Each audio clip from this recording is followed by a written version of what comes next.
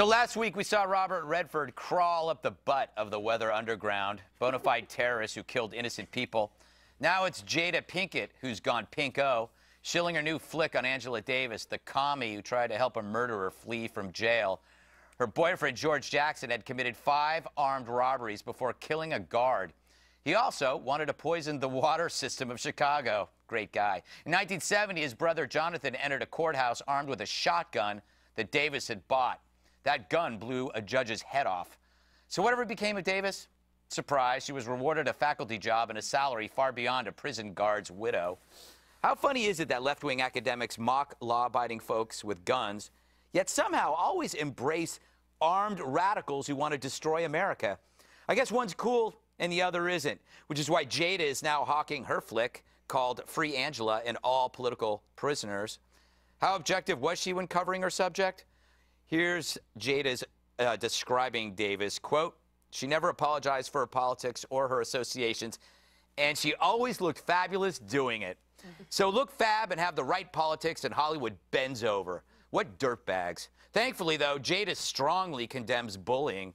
Yeah, bullying, the go-to issue for celebrities who cannot truly condemn deadly behavior. I guess being called names is far worse than getting your head shot off. So hooray for Hollywood, a place where terrorists get tributes and Charlton Heston gets humiliated. Hollywood, it's how we speak to the world, and we're telling the world that we suck.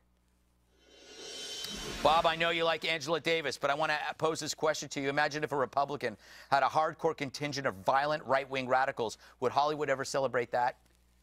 No, but you know, you always go, it's always, can you imagine if this was a Republican? Can you imagine? But it's true. Your ilk embraces violent radicals. About Angela Davis is that she never was arrested or convicted of anything. That shotgun was taken out of her house.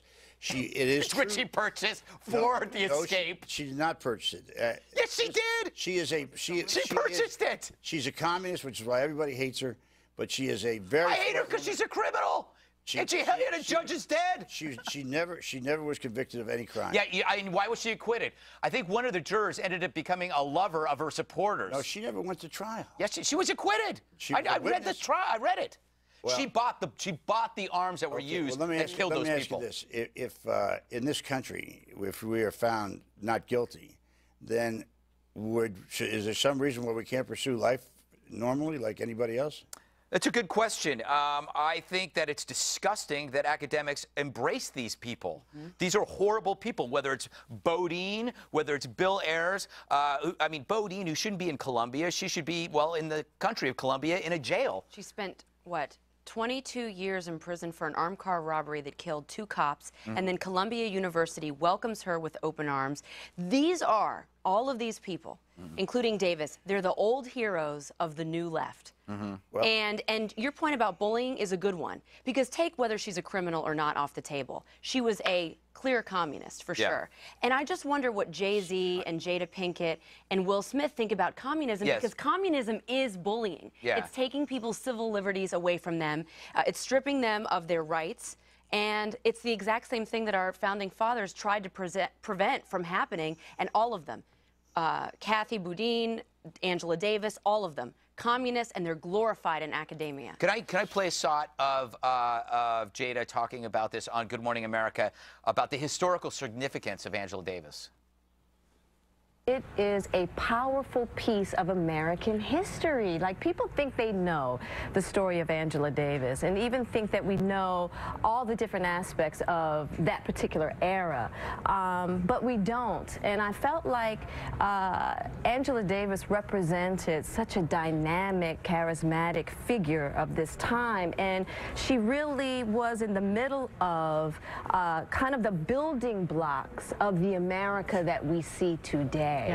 Yeah, so she's a communist, a Marxist, a feminist proponent of radical violence, and she's the building block of America today, Dana. This is what's scary. These are the people who shape history through media. By the way, appliant media. Well, if you, right, Andrea pointed out, if you look at the very end of that interview, the interviewer is, she's probably never heard of Angela Davis in her life, and then she's like, oh, right. Exactly. Absolutely. It's like, remember when we used to listen to Current TV when Al Gore was, whenever he did an interview, and all the anchors would say, good point. Yeah. Absolutely. It's because they don't read up on stuff.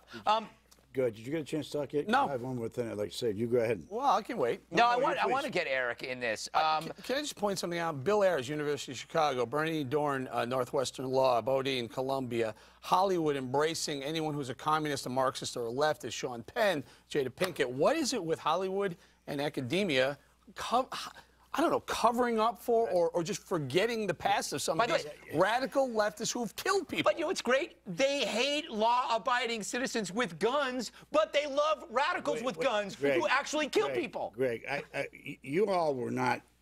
Oh wait, I wasn't old enough, right? No, you did not. Yes. In that Too bad there weren't any history books. Wait a second. During that period of time, when there was a lot of radicalism in the United States and the anti-war movement, which I was a part of, and a lot of other movements, the government, the police departments, and others persecuted people unnecessarily. They did the kind of I'd say necessarily here. Well, you say necessarily here. I'm talking about back during the late 60s and the 70s, right, when police and the government stepped all over our constitutional rights because we happen to disagree with the government. Now, at some point, you're going to get angry about that. She spoke out about it. A lot of people did. She had a right to do it then because she was right then. So blow up a police station, there's blow no up excuse for that. I understand there's no excuse for that. Kill people, but throwing people in jail. And then years later, Bob, hide them at Columbia, at Northwestern, at University of Chicago, some of our most important institutions. Well, if that bothers you so much, then why don't we put the police and the government officials who put people unnecessarily in jail and kept them there? Those pigs should have gone away a long time ago. Wait, hide them? They are not hidden at Columbia University. They are exalted like royalty at these institutions. And I would just love, and maybe it's naivete, I don't know, but I would love to see an America under communism, under Angela Davis's view. Let's see if Jay-Z would be the richest man in the world. He could do whatever he wants. Let's see if Will Smith could make those movies under a communist regime that Angela Davis Do you think that the government had the right to wiretap people illegally? Do you think the government had the right to railroad people? So let's just kill people. By the way, this is a decoy debate. We are not talking about that. What we are talking about is a group of people that killed 3 of their own, building a bomb that they were going to place in Fort Dix. They were going to kill troops and their wives at a dance. But the bomb went off, thank God, and killed them. Blew one girl's head off, blew her feet off. Dustin Hoffman had to rescue one of them. This happened in East Village. These people should be dead. Well, they tried to kill our troops, Bob. There was no excuse. There's no excuse for that, and they should have been prosecuted, and they should have been put away. I agree with that.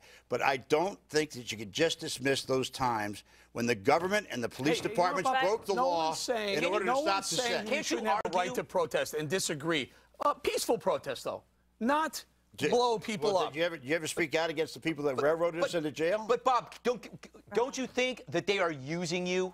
That people who are communists, that want to overtake America, are using your naivete to do this, because they're saying, you know, we're for what you believe in, when they really want something violent. They want these people are no different than the Manson family. In fact, the Bodines used a symbol called the fork, and you know what that meant? That was the fork that was used to kill Sharon Tate. Sharon Tate.